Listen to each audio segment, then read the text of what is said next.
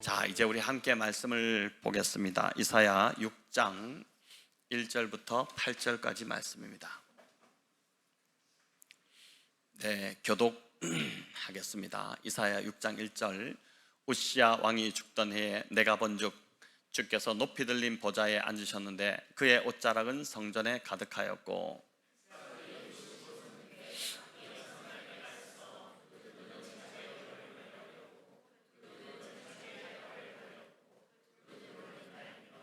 서로 불러 이르되 거룩하다 거룩하다 거룩하다 만군의 여호와여 그의 영광이 온 땅에 충만하도다 하더라.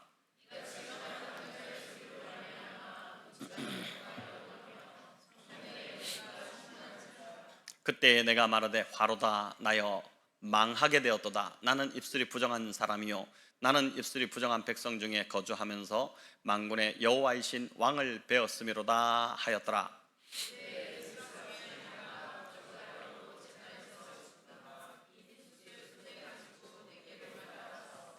그것을 내 입술에 대며 이르되 보라 이것이 내 입에 닿았으니 내 악이 제하여졌고 네 죄가 사하여졌느니라 하더라. 내가 또 주의 목소리를 들으니 주께서 이르시되 내가 누구를 보내며 누가 우리를 위하여 갈고 하시니 그때에 내가 이르되 내가 여기 있나이다 나를 보내소서 하였더니 아멘. 네, 옥토가 준비되었죠, 그죠? 옥토에 뿌려줘야지, 말씀이 지금 씨앗인데 뿌려줘야지 열매 맺습니다. 그래서 여러분 옥토의 마음으로 이 시간 우리 말씀을 받으면 좋겠습니다. 자, 여러분 이사야 6장은 이사야가 선지자로 소명을 받는 장면입니다. 1절을 보니까 우시야 왕이 죽던 해 이렇게 시작을 하죠. 이 우시야는 남유다 왕국의 10번째 왕입니다. 10대 왕인데 16세의 어린 나이에 왕이 되어서 무려 52년간을 남유다를 통치했던 왕이었습니다. 여러분 우리나라 대통령 임기로 따진다면 이제 5년제잖아요. 10번을 하고도 2년을 더한 이제 그런 왕입니다. 대단한 사람이었죠. 우시야의 이름의 뜻이 뭘까 궁금하실 텐데 우시야는 여호와는 강하시다 이런 뜻을 갖고 있습니다. 여러분 이 이름대로 이 우시야는 유다를 아주 강력한 나라로 만들었던 왕입니다.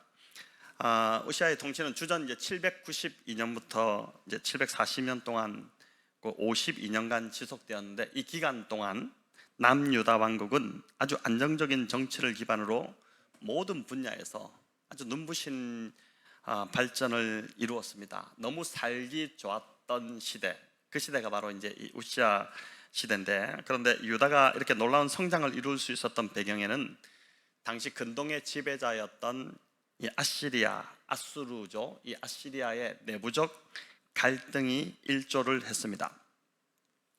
우시야 이 통치 기간에 아수르를 지배했던 왕은 살마네셀, 또 아술단, 그리고 이제 아술니라리라는 왕이었는데 이들은 매우 약한 리더십을 가진 자들이었습니다. 게다가 내부적으로 이제 리더십이 공고하지 못하다 보니까 반란이 계속 반역들이 일어났고 또 자연적으로는 기근이 이제 심하게 왔었습니다. 그러다 보니까 아시리아는 다른 나라를 넘볼 그런 여력이 없었죠. 자기 문제로 막 급급했던 그 시기였습니다. 자, 우시야는 이런 국제적 정세에 힘입어서 경제적 부흥에 박차를 가합니다. 먼저 엘랏이라는 항구를 되찾아오는데 열왕기하 14장 22절 우리 같이 한번 읽어볼까요? 아사랴 즉 우시야가 엘랏을 건축하여 유다에 복귀시켰더라. 이 아사랴는 우시야의 또 다른 이름입니다. 여러분 이 엘랏은 본래 에돔에 속했던 항구였습니다. 항구 도시죠. 솔로몬 때에 이게 유다로 귀속이 되었고 솔로몬이 이 엘랏에서 배를 건조했다는 기록이 있습니다. 이후 에돔에게 다시 빼앗겼는데 우시야가 이걸 다시 찾아온 것입니다. 여러분 무역을 하려면 항구가 없으면 무역을 할 수가 없죠. 어떻게 이제 무역을 할 수 있겠습니까? 항구가 너무 중요한데 엘랏이라는 너무 전략적인 항구를 이 우시야가 다시 되찾은 것이죠. 또 우시야는 농업을 적극적으로 권장했던 왕입니다. 역대하 26장에 보면 우시야는 농사를 좋아했더라 이런 표현이 나와요. 왕이 농사를 좋아했더라. 왕이 뭐 음식을 좋아하고 뭐 취미가 있고 이런 게 아니라 왕이 농사를 좋아했다고 그래요.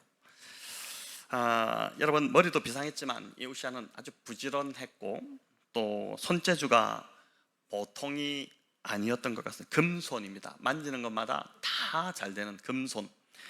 자, 이렇게 경제가 부흥하자 우시아는 이제 다시 그 국방력도 튼튼하게 하게 되는데, 예루살렘에 무너진 성벽들, 또 방벽들, 뭐 이런 거 성문들 수리를 하게 되고, 또 30만 명 이상의 훈련된 정예군을 배치를 시킵니다. 이게 다 역대하 26장에 나오는 이야기들입니다. 또 우시아는 이 세종대왕, 우리로 말하면 세종대왕처럼 그 발명에도 천재적 재능을 보였던 왕이었습니다. 오늘로 말하면 대포와 같은 화살을 무더기로 쏘는 기계도 만들었고, 또 큰 돌을 던져서 성을 무너뜨리는, 공성전을 할 때 돌을 집어던져서 성벽을 무너뜨리는 그 투석기, 이런 것들도 개발해서 실전에 배치시켰습니다. 당시는 굉장히 혁명적이었던 이런 기술로 인해서 주변국이 함부로 유다를 넘볼 수 없는 상황이 됐습니다. 국제사회에서 확실하게 유다가 자신의 입지를 굳히기 시작한 것입니다. 자, 우시아 시대의 경제와 국방이 튼튼해지자 덩달아서 치안까지 아주 좋아졌습니다. 우리나라가 치안이 참 좋은 나라죠. 이제 선진국의 하나의 이제 표징이라고 할 수 있는데, 특별히 이제 이 우시아는 광야에까지 망대를 세워서 군인들을 상시로 배치를 했습니다. 아니, 왜 광야에 그 아까운 병력을 거기다 배치시킬까? 아무것도 없는 땅인데, 이전의 왕들은 생각지도 못했던 일인데, 이 버려진 땅 광야에도 군인들을 배치시켰던 이유는 무역로가 이 광야를 통과하고 있었기 때문입니다. 실크로드 같은 것이죠. 자, 그렇기 때문에 이제 주로 그곳에 이 무역로의 강도, 도적대 이런 것들을 출몰을 했는데, 이제 여기가 안전해지기 시작하니까 무역이 막 활기를 띠기 시작했고, 또 광야에서 목축을 하던 목축업자들도 안전이 이제 보장이 되잖아요. 그러니까 안심하고 목축을 하다 보니까 그 목축업이 또 번창하기 시작한 것입니다. 이제 우시아가 얼마나 대단했던지 역대하 26장 7절 8절은 이렇게 기록하는데, 우리 같이 한번 읽어보겠습니다. 하나님이 그를 도우사 아라비아 사람들과 마온 사람들을 치게 하신지라. 암몬 사람들이 우시아에게 조공을 바치매 우시아가 매우 강성하여 이름이 애굽의 변방까지 퍼졌더라. 여러분, 주변국 강대국들을 거의 점령했고 그들이 조공을 바치기 시작했다는 겁니다. 또 우시아의 이름이 매우 강성하여 그 이름이 애굽 변방까지 퍼질 정도였습니다. 여러분, 외형적으로 볼 때 남유다 왕국은 이 당시 너무 잘 나갔었죠. 주변 나라들이 다 부러워할 정도였고 어떤 문제도 이제 없어 보였습니다. 자, 그런데 성경은 이제 이런 축복이 우시아가 잘나고 대단했기 때문이라고 말하지 않습니다. 성경은 이렇게 유다가 부강하게 된 것은 그가 우시아가 하나님을 찾았기 때문이다, 그렇게 기록하고 있어요. 역대하 26장 4, 5절 같이 읽습니다. 우시아가 그의 아버지 아마샤의 모든 행위대로 여호와 보시기에 정직하게 행하며 하나님의 묵시를 밝히 하는 스가랴가 사는 날에 하나님을 찾았고, 그가 여호와를 찾을 동안에는 하나님이 형통하게 하셨더라. 자, 여러분, 여기 이제 스가랴가 아마 선지자였고 또 굉장히 말씀을 밝히 잘 전해줬던, 그 말씀을 다 받고 하나님 뜻대로 순종하고 하나님을 찾고 어려울 때마다 뭘 할 때마다 하나님께 묻고 기도하고 이렇게 했다는 것입니다. 그래서 여러분, 우리도 착각하지 말아야 합니다. 유다 나라가 강성하고 부강해질 수 있었던 그 이유는 지도자 우시아가 잘나서가 아니라 우시아가 하나님을 찾고 하나님께서 그를 형통하게 하셨기 때문입니다. 또 15절도 같은 설명을 하는데 우리 함께 읽습니다. 또 예루살렘에서 재주 있는 사람들에게 무기를 고안하게 하여 망대와 성곽 위에 두어 화살과 큰 돌을 쏘고 던지게 하였으니 그의 이름이 멀리 퍼지면 기이한 도우심을 얻어 강성하여 짐이었더라. 자, 이 기이한 도우심을 얻었다. 성경은 우시아의 업적이나 능력 칭찬하지 않습니다. 그런 말 하지 않아요.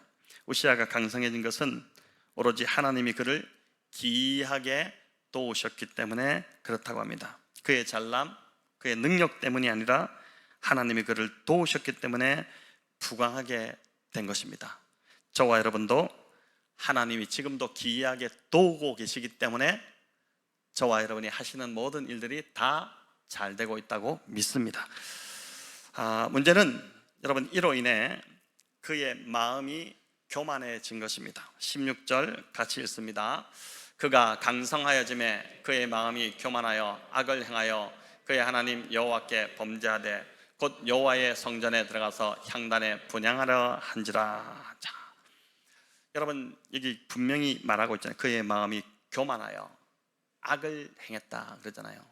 순식간에 교만해진 겁니다. 너무 잘 나가다 보니까 교만해져 버렸어요. 여러분 성전에 들어간 게 왜 죄가 되었을까요? 그가 아무리 잘 나가는 왕이라 할지라도 성전에는 들어갈 수 없었죠. 성전은 또 성전에서 분향하는 일은 아론의 후손들인 제사장들에게만 하나님께서 허락하신 그 일이었습니다. 여러분 하나님은 모든 일에 경계를 세워두셨습니다. 선들이 있어요. 그래서 넘지 말아야 할 선이 있고 바운더리가 있습니다. 하나님이 질서의 하나님이잖아요. 하나님의 이 질서는 이 경계선을 잘 지킬 때 이루어집니다. 심지어 자연도 이 경계선을 넘지 않습니다. 여러분 바닷물이 들어오는 선이 있습니다. 그 이상은 들어오지 않아요. 우리 옆에 바로 나가면은 생명공원 옆에 서해안이 접해 있지 않습니까? 그 물이 들어오는 경계가 있잖아요. 여러분 바다가 이 선을 지키기 때문에 사람들이 거기에 맞춰 집도 짓고 밭도 일구고 하는 것입니다. 경계선이 지켜지면 삶이 예측 가능해지고 또 안정되기 시작하고 열매 맺게 됩니다. 반면에 이 경계가 무너지면 결국 사고가 나고 삶이 파괴되죠. 해일이나 쓰나미 같은 경우가 그런 것이지 않습니까? 경계를 넘어오는 거예요. 여러분 우시아 왕은 너무 잘 나가다 보니 교만해졌는데 이 교만을 우시아를 보면서 어떻게 정의할 수 있느냐? 교만은 자기가 있어야 할 위치를 이탈하는 것이 교만입니다. 자기가 있어야 될 위치, 그 위치를 이탈하는 것이죠. 여러분 포도나무와 가지, 주님이 말씀하신 그 비유도 가만히 보면 예수님이 포도나무고 우리는 가지라고 그랬잖아요. 문제는 우리가 자꾸 포도나무가 되려고 하니까 문제가 생기는 거죠.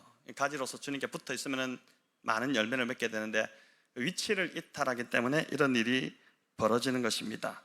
그는 결국 나병에 걸려서 격리된 채로 생을 마감했습니다. 자, 이사야 6장은 바로 이런 우시아 왕이 죽던 해에 이사야가 본 환상 또는 이상이었습니다. 강성했던 왕인 이 우시아가 죽자 유다는 점점 기울기 시작합니다.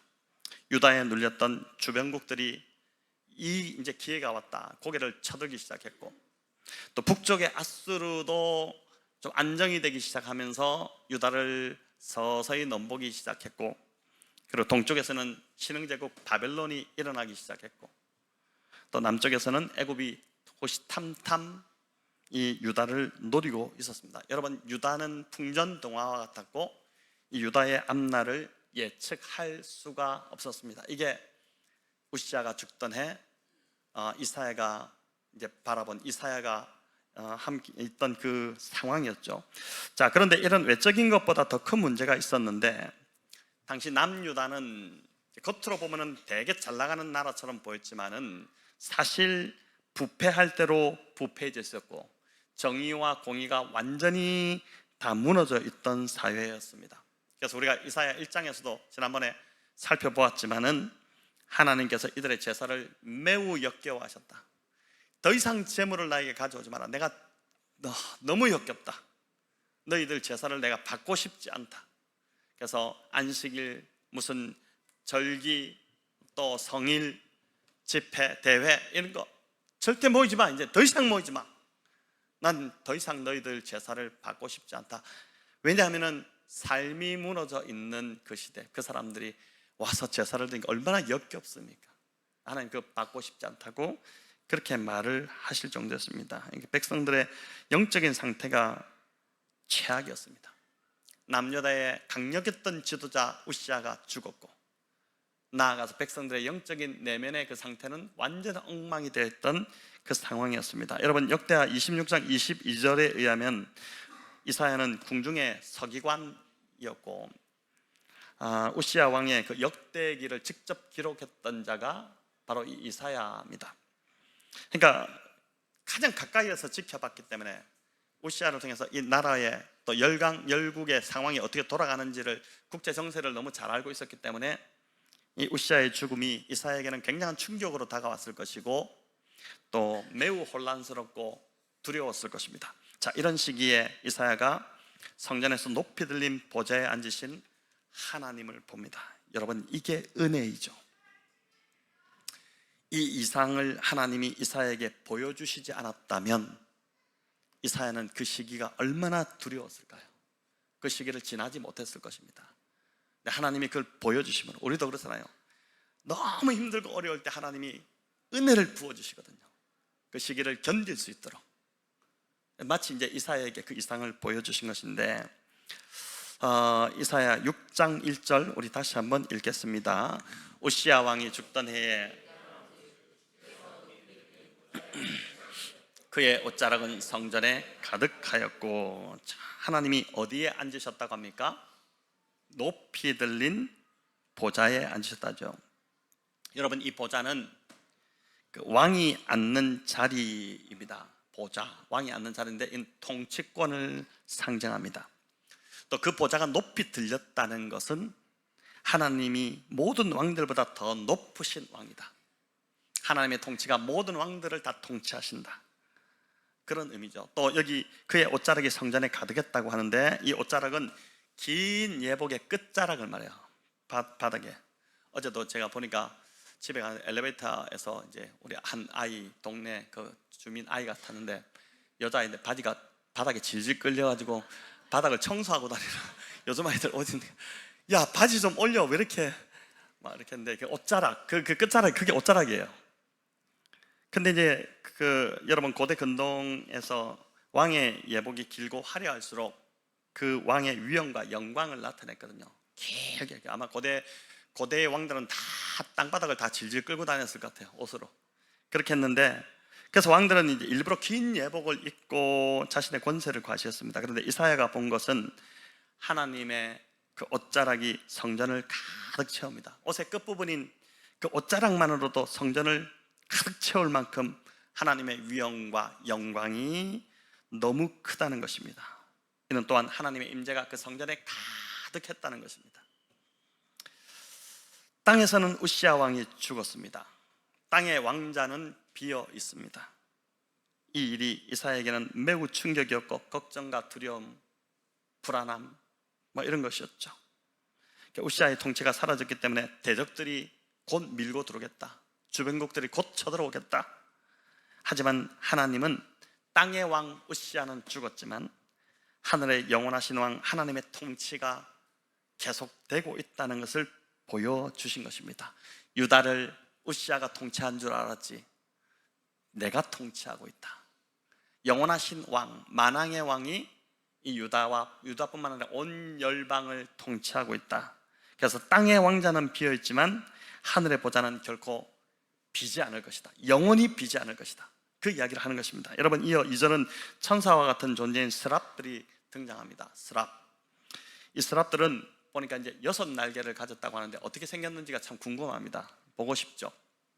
근데 여기 설명을 보니까 둘은 자신의 얼굴을, 날개 둘로 자신의 얼굴을 가리고, 또 날개 둘로 자기의 발을 가리고, 그리고 날개 둘로 이렇게 나는 겁니다. 여러분, 이게 어떤 의미일까요? 왜 6날개를 다 동원하면 잘 날 수 있을 텐데 그 2개만 사용하고 탁탁탁 가리고 이렇게 할까요? 여러분, 2날개로 얼굴을 갈았다는 것은 하나님을 경외한다는 의미입니다.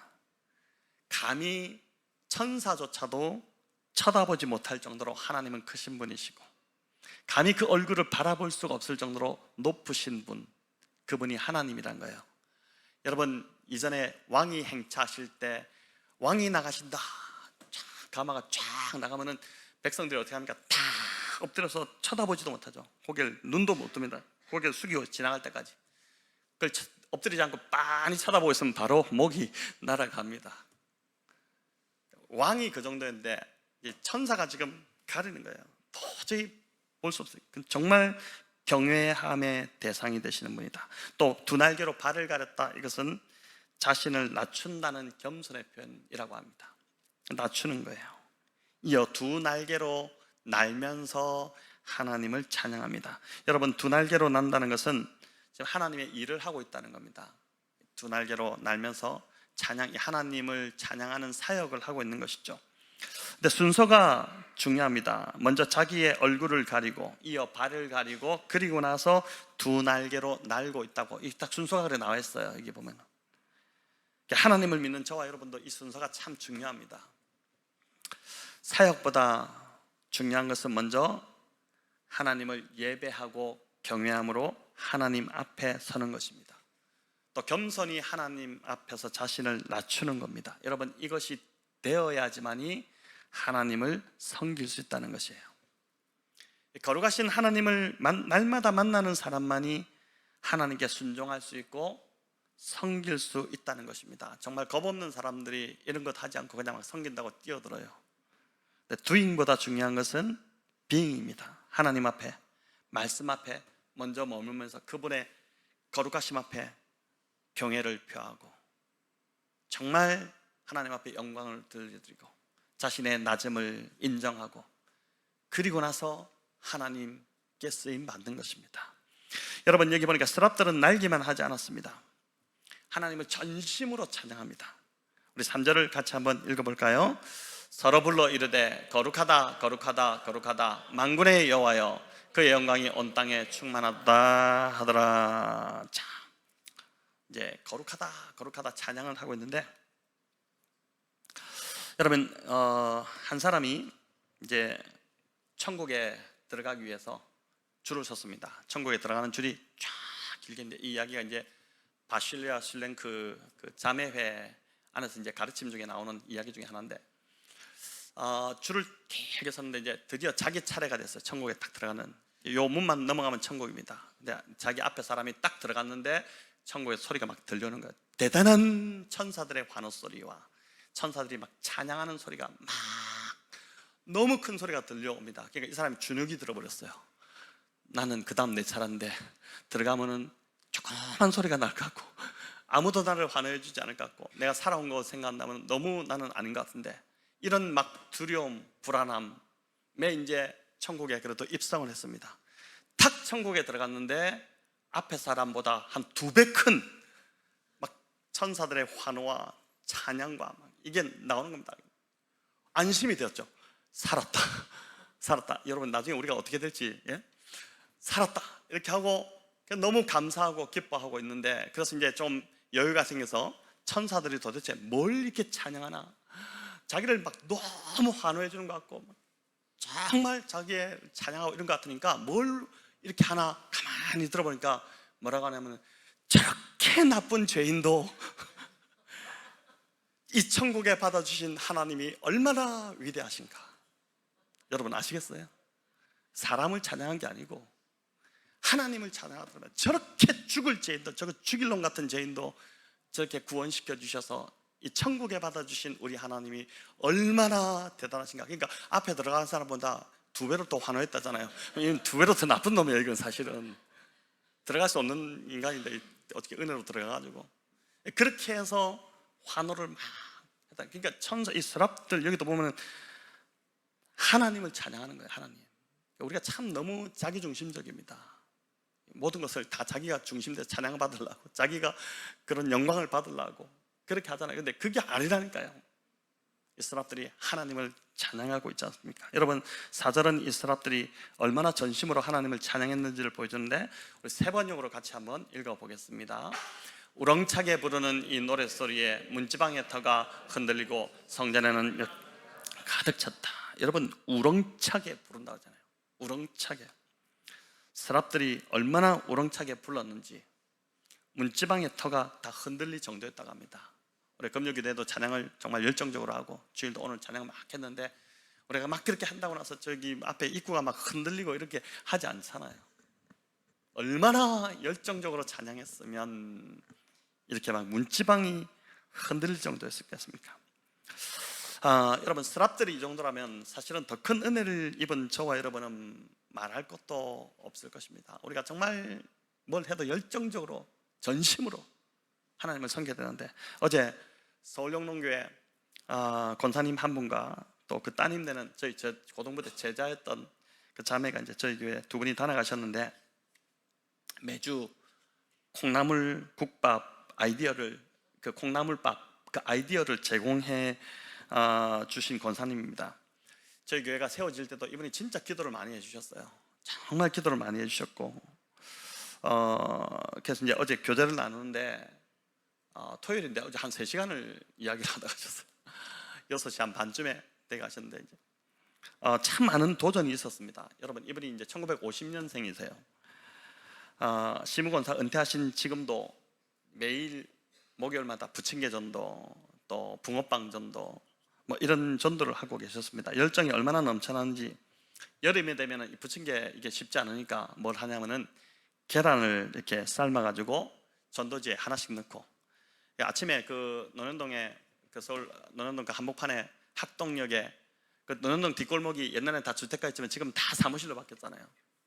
거기에 얼마나 많은 사람들이 논현역 그 8번 출구, 10번 출구로 쫙 올라와서 이제 그 사무실로 들어가는데, 거기에서 계란을 삶아서 하나씩 넣고 계속 전도팀과 함께 돌리는 거예요. 아침에 생각해보세요. 식사 거의 못하고 오는 사람들이 단백질 요즘 얼마나 좋습니까? 그걸 너무 반갑게 받고 먹으면서, 그래서 이제 이거 교회에서 나왔다니, 교회가 여기 어디냐, 여기입니다. 데려와서 교회도 보여주고 열정적으로 전도를 하고 이렇게 하시는데, 웬만한 이분이 막 그냥 다 사비로 하시고, 계란도 어디가 싸다 이러면 그까지 막 가서 발품 팔아서 그 계란을 사오시고 막 그렇게 하시는 분이셨습니다. 열정적으로 하시니까 밑에 있는 권사님들도 팀들도 다 따라오셨습니다. 그러다 보니 이 권사님이 맡으시는 부서마다 막 부흥이 일어나는 거예요. 자, 이런 권사님의 열정의 내면에 뭐가 있을까? 어제 대화하면서 저도 오랜만에 만났는데 참 많은 이야기를 하시니까 보니까 이분 안에 뭐가 있냐면은 주님을 사랑하는 마음이 있었어요. 정말 그 마음이 뜨거웠어요. 그 강남 한복판에서 부침개 전도를 하겠다는 마음을 먹은 것도 그렇게 하는 교회의 어떤 간증을 들으면서 이분이 도전을 받으신 건데, 여러분, 그날 밤에 그 한숨도 못 잤답니다. 한 교회가 부침개 전도를 하면서 복음을 전했다는 간증을 들었는데, 여러분, 그게 밤에 한숨도 못 잘 일이겠습니까? 그 도심 한복판에서, 그것도 강남 한복판에서 부침개 전도를 한다, 이것도 말이 좀 안 되는 것 같잖아요. 근데 이제 그 말을 듣는데, 그 간증을 듣는데 그분 안에 하나님이 역사하신 거예요. 역사하셨는데 어떤 마음이 드냐면은 그런 마음이 들더랍니다. 너 그동안 너 구원시켜줬고 그렇게 땅에서 잘되게 만들어줬고 사업 잘되게 만들어줬고 했는데, 너 그동안 땅에서 뭐 하다 왔니? 물으시면은 할 말이 없을 것 같더랍니다. 교회 일 뭐 봉사 좀 한다고 했지만은 영혼 구원에 대해서는 내가 진짜 한 사람도 못 시켜보고 있었구나.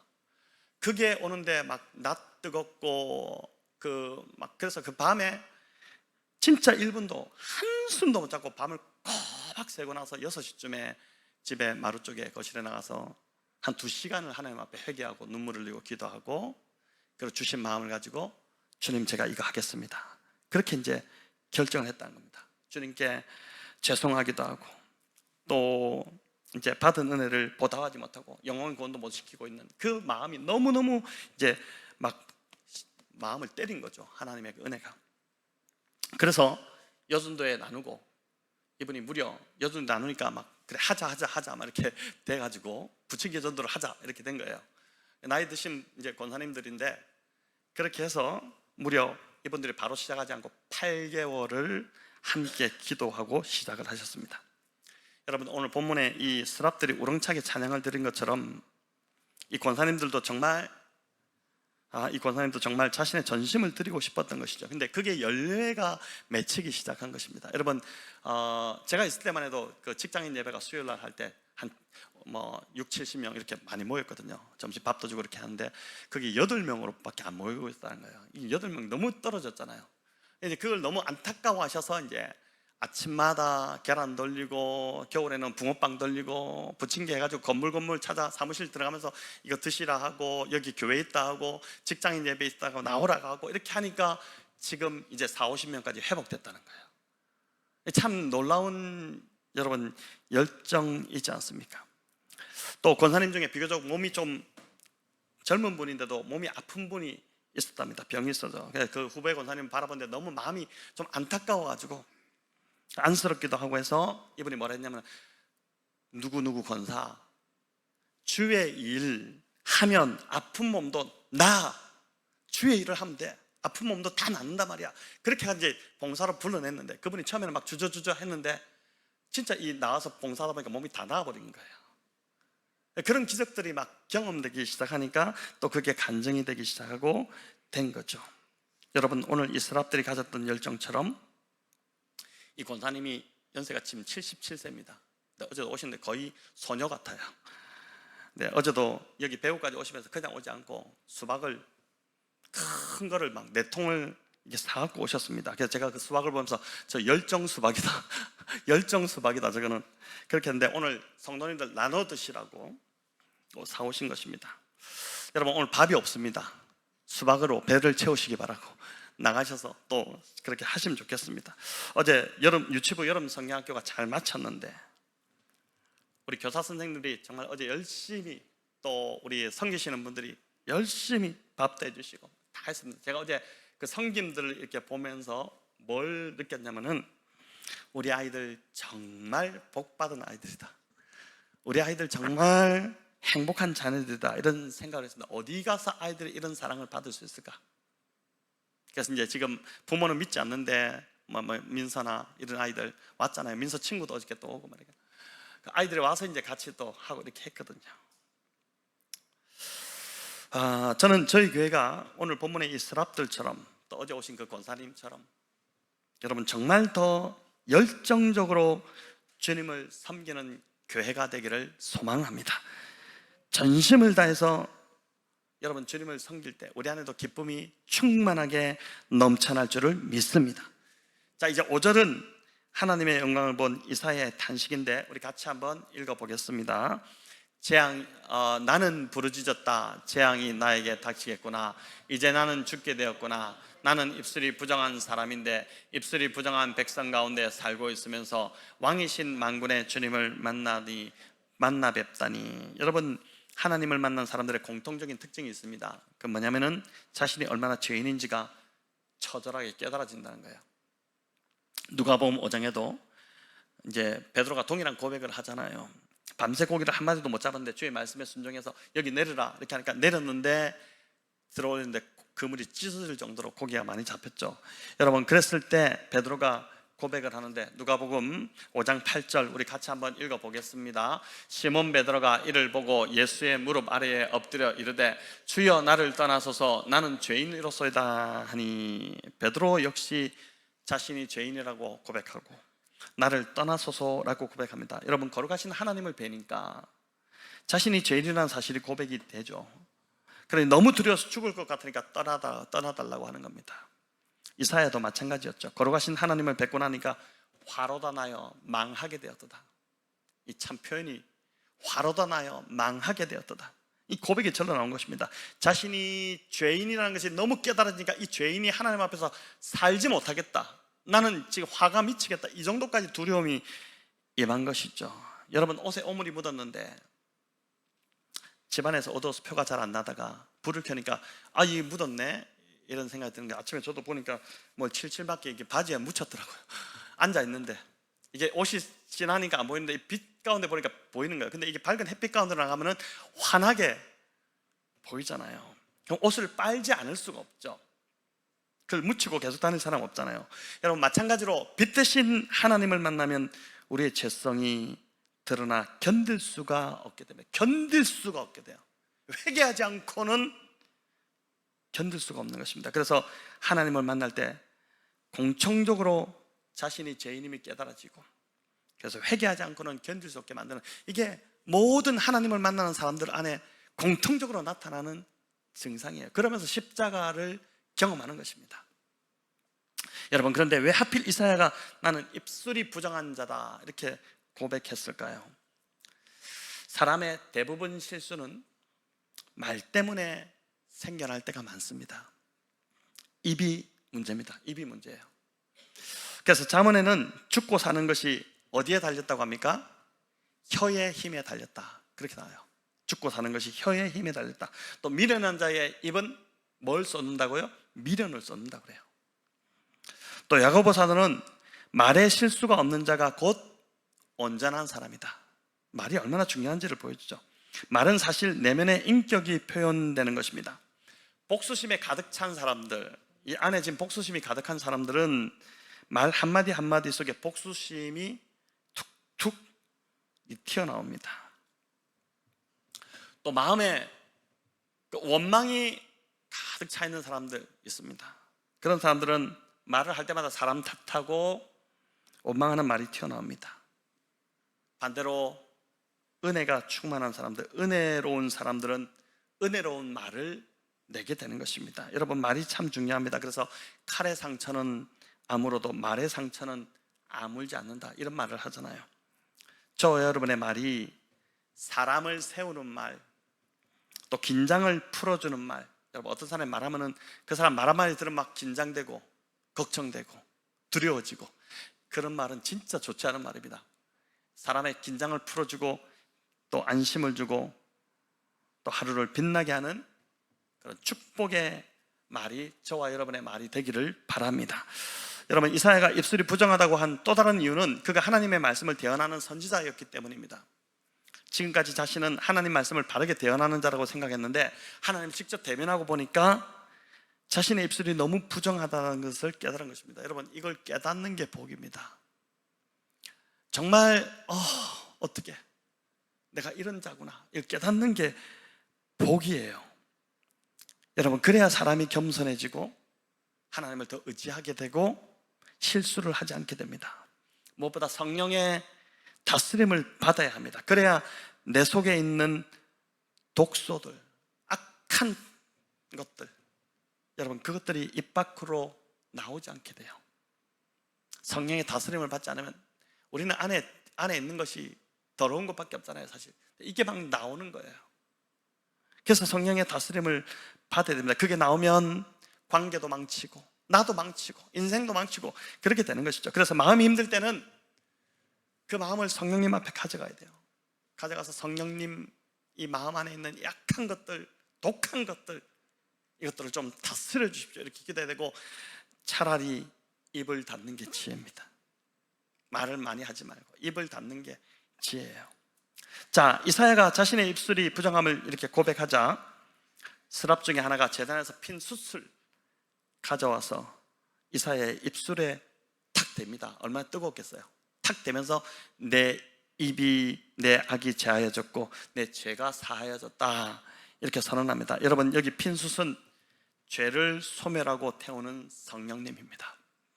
여러분, 그래서 우리 인생은 성령님이 오셔야 됩니다. 성령님이 오셔야 우리 인생이 시작되는 거예요. 자, 이어 8절 마지막으로 우리 같이 한번 읽어볼까요? 같이 읽습니다. 내가 또 주의 목소리를 들으니 주께서 이르시되 내가 누구를 보내며 누가 우리를 위하여 갈고 하시니 그때에 내가 이르되 내가 여기 있나이다, 나를 보내소서 하였더니. 자, 하나님은 일방적으로 우리를 보내시지 않습니다. 자신이 형편없는 죄인임을 인정하고 그런 죄인임에도 불구하고 내가 죽지 않고 하나님이 나를 구원하셔서 은혜를 베풀어 주신 것, 그것에 감사하는 자가 자발적으로 또 기쁨으로 가겠다고 할 때 보내십니다. 오늘 이 자리에도 죄인임을, 이 자리에도 부르심에 대한 그 소명을 확인받기 원하는 분들 있을 겁니다. 나의 이 부르심이 맞는지 이걸 확인받고 싶은 분들이 있을 텐데, 철저하게 자신이 죄인임을 인정하는 자, 자신은 죽을 수밖에 없었던 자인데 그런 나를 살려주셨다는 은혜를 경험한 자를 하나님은 오늘도 찾으시고 그런 자를 보내신다고 믿습니다. 여러분, 지금 이 시대 추수할 일꾼이 너무 부족한 시대입니다. 맞습니다. 너무 없어요. 그렇다고 해서 하나님이 아무나 보내시지 않습니다. 왜냐하면 그랬다가는 애써 키운 그 추수할 알곡까지 다 망칠 수 있기 때문에 그렇습니다.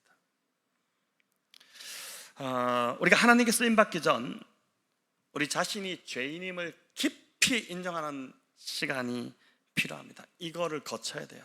우리가 얼마나 하나님 은혜가 아니면 살 수 없는 자인지를 확실하게 아는 그 깨닫는 시간이 필요하고, 그래서 제단에서 핀 수신 성령으로 죄가 소멸되고 태움받는 것이 우선입니다. 철저한 회개를 통해서 성령으로 거듭난 자를 하나님은 들어 쓰실 것입니다. 자, 이제 말씀을 맺겠습니다. 하나님께서 왜 우시아가 죽던 해에 이런 이상을 이사야에게 보여주셨을까요? 우시아가 살아계실 때 이런 이상을 보여주셔도 될 텐데 왜 하필 우시아가 죽었을 때 이런 이상을 보여주셨을까? 이사야의 잘못되어 있던 생각, 그 믿음을 바로 잡아주시기 위함이었습니다. 우시아가 유다를 통치하고 있을 때 너무 잘 나가다 보니까 우시아가 유다를 다스리는 줄 알았죠. 또 열국의 강대국들이 세상을 지배하는 줄 알았습니다. 그런데 하나님께서 이 환상을 통해서, 이 이상을 통해서 아니다, 높이 들린 보좌에 앉으신 그 하나님께서 지금도 세상을 통치하고 계신다는 것을 보여주신 것입니다. 성도 여러분, 하나님은 지금도 높이 들린 보좌에 자정하셔서 이 세상을 다스리고 계심을 믿으시기를 바랍니다. 하나님은 지금도 하나님의 선하신 계획과 뜻대로 세상을 통치하고 계시고 다스리고 계시고, 또 저와 여러분의 인생도 하나님이 직접 통치하시면서 가장 선한 길로, 가장 완전한 길로 인도하고 계심을 믿습니다. 여러분, 그 하나님께서 누가 우리를 위하여 갈고, 오늘 찬양도 이제 다 이렇게 맞춰 찬양을 우리가 했는데 이렇게 물으실 때 주님 내가 여기 있나이다, 나를 보내소서. 여러분, 이게 얼마나 멋있는 말입니까? 하나님 너무 속 시원한, 다 누가 우리를 위하여 갈고, 다 눈을 깔고 안 봐요. 하나님 안 쳐다봐. 귀 막고 그 자리를 떠나고, 누가 우리를 위하여 갈고, 주님 내가 여기 있나이다, 나를 보내소서, 나를 사용하소서, 나를 마음껏 사용하소서, 나를 마음껏 주님이 사용하소서. 여러분, 이렇게 응답하시는 저 여러분 다 되시기를 우리 주님의 이름으로 축원합니다.